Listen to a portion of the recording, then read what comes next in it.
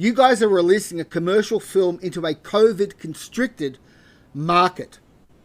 What measures have you taken to deal with that, and why could you have waited?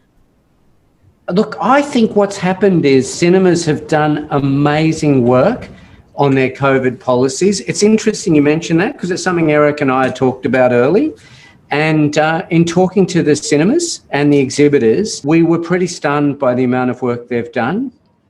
There's actually been a lot of studies also on cinema exhibition in other parts of the world and what the impact of it is and how people, kind of gather in cinemas and how it works. And we felt really excited that exhibition had taken it very, very seriously. And in fact, far more seriously than I expected.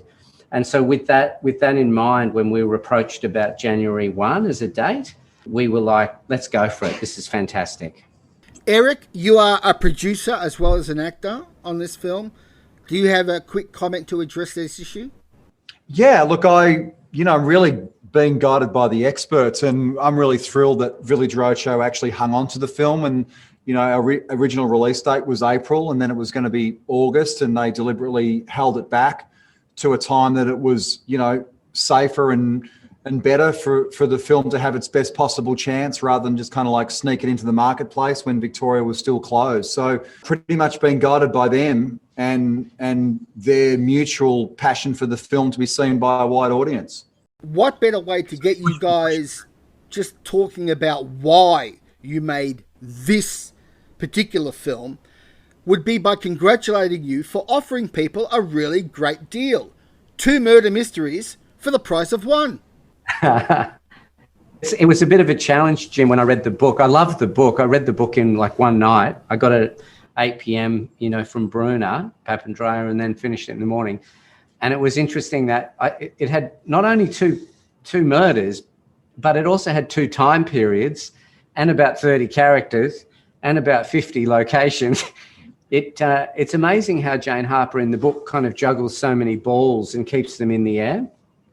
But that's what delighted me when I read the book, and I thought, is it possible to make a film that can have that same spirit of like leaning forward and as compelling as that read had been?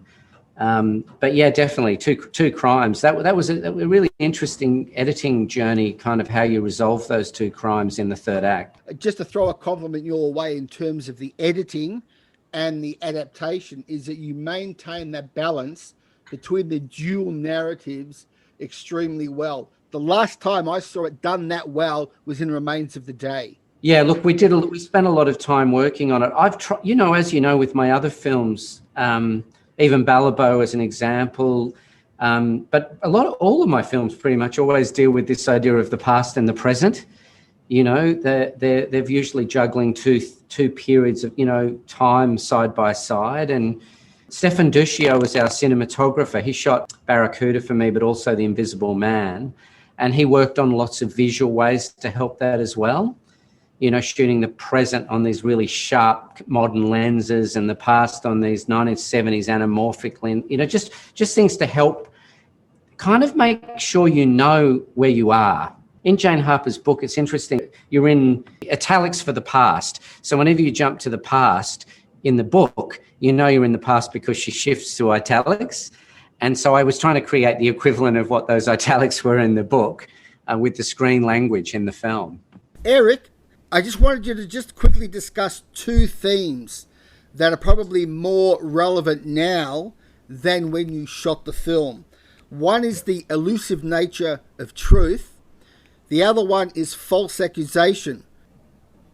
Well, in relation to Aaron, the structure of the film I really loved. I love this idea that you can't really move forward in the present without resolving things that have happened in your past. And Gretchen, played by Genevieve, does an amazing job in representing Aaron's alternative life to a degree. And I think that's an interesting thing to toy with.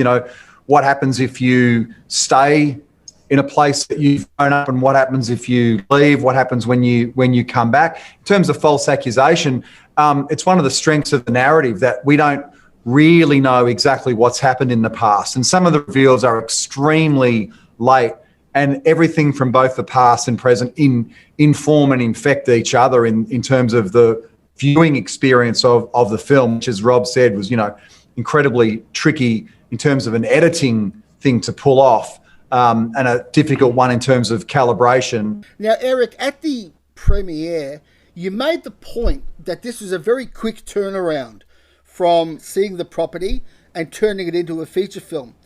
It was very difficult not to sense the pride with which you said that.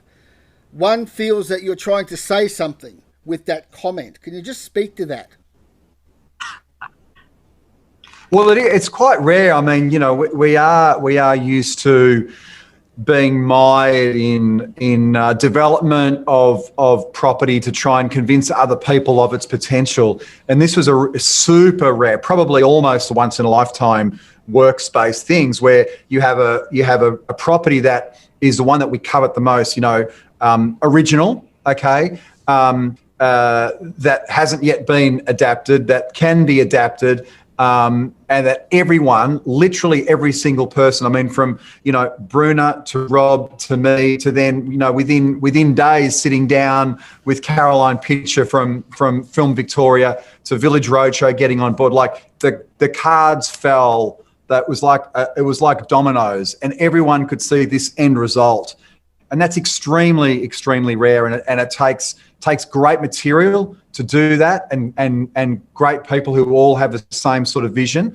So I guess, yeah, it is an amazing thing to be a part of that. And I guess I'm old enough to realise how rare it is. And get to do it with a mate is just kind of like the icing on the cake. And we still, Jim, once that all fell into place, we still had what was about a 2-year process on that script. It was a tough adaptation, a really enjoyable adaptation, but we got the foundation. It's so different to be adapting a script knowing you've already got producers, a lead actor, investors, as opposed to trying to develop something in the hope you might get to make it. It was a different approach to what I was used to, which I loved.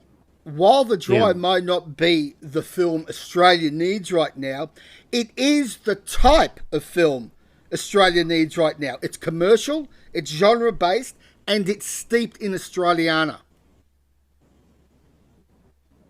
What did you mean by your first comment? It's not the film Australia needs right now? What did you mean by that? I mean, it's not like it's an earth-shattering film. It's a very good, solid, entertaining film. So while people might not be hankering, needing to see this film, it is the type of film that we should be seeing more of. Genre-based, steeped in Australia, commercially driven.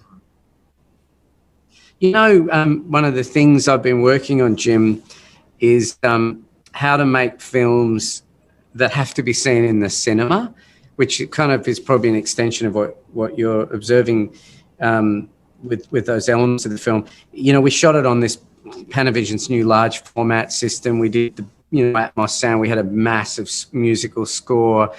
It's this kind of idea of how do we make films that have to be seen in the cinema now, and because people can watch so much stuff at home.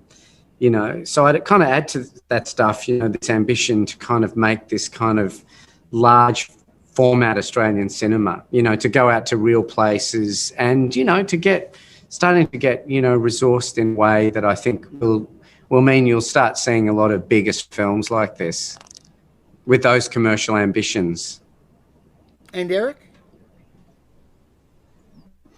Yeah, I feel like it's a perfect film for right now. I think, it's a version of Australia that Australians will recognise, as opposed to a kind of a, outback fantasy that gets presented to foreigners. And I think I'm hoping that its success will be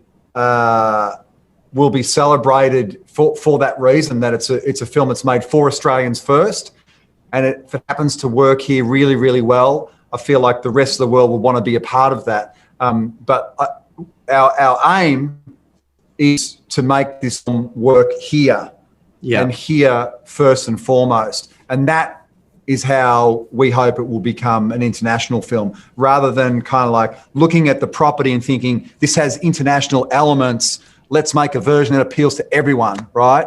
No, let's make this film exactly pretty much the end product is the idea that we had at the very, very beginning. So whether it succeeds or fails, we have absolutely no excuses.